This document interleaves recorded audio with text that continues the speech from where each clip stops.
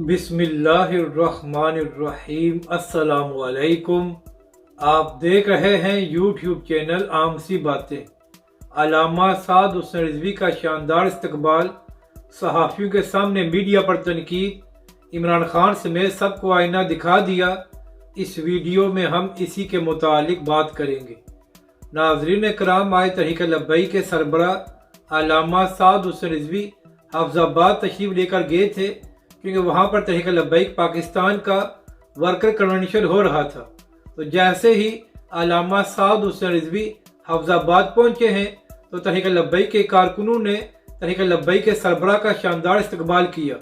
और नाज़रीन करम, हमेशा की तरह तहरीक लब्बैक के कारकुन अपने कायद का बेताबी से इंतजार कर रहे थे। जबकि नाज़रीन करम, दूसरी जानब एक इस्तकबाल कल भी किया गया है, जब मरियम नवाज साहिबा पाकिस्तान तशरीफ लाई थी, और अभी तक सोशल मीडिया पर उसका तमाशा बना हुआ है कि पाकिस्तानी अवाम मरियम नवाज साहिबा के लिए बाहर नहीं आए।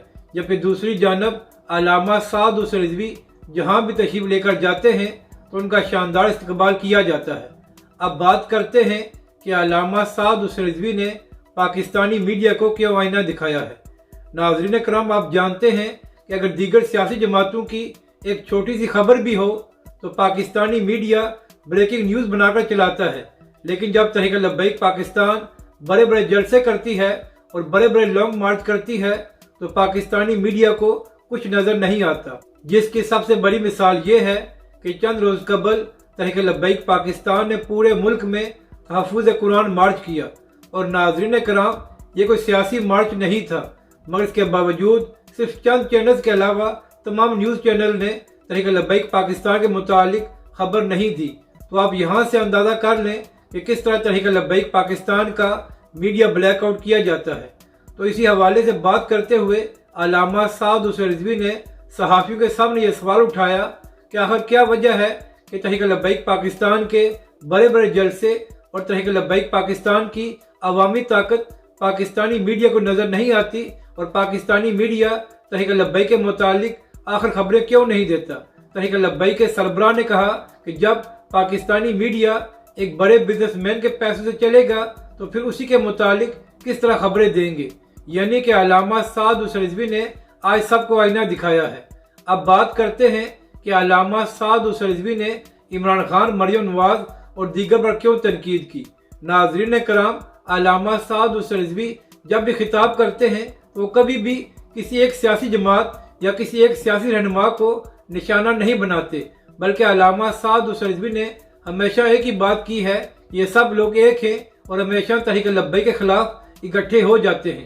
तो इसी के मुतालिक बात करते हुए अल्लामा साद हुसैन रिजवी ने कहा कि एक तरफ पाकिस्तान अपने बदतरीन हालात से गुजर रहा है, और दूसरी जानब हुकूमत और अपोजिशन अपनी सियासी लड़ाई लड़ने में मसरूफ हैं। अल्लामा साद हुसैन रिजवी ने कहा कि इन लोगों को ना ही पाकिस्तान की फिक्र है और ना ही पाकिस्तानी अवाम की। इनके लिए सबसे अहम बात यह है कि किसी न किसी तरह इनको हुकूमत मिल जाए।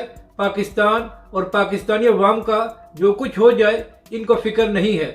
अल्लामा साद हुसैन रिजवी ने कहा कि जब यह हुकूमत आई थी, तो इनका दावा था कि हम पाकिस्तान के हालात ठीक करेंगे और पाकिस्तानी अवाम को रिलीफ देंगे।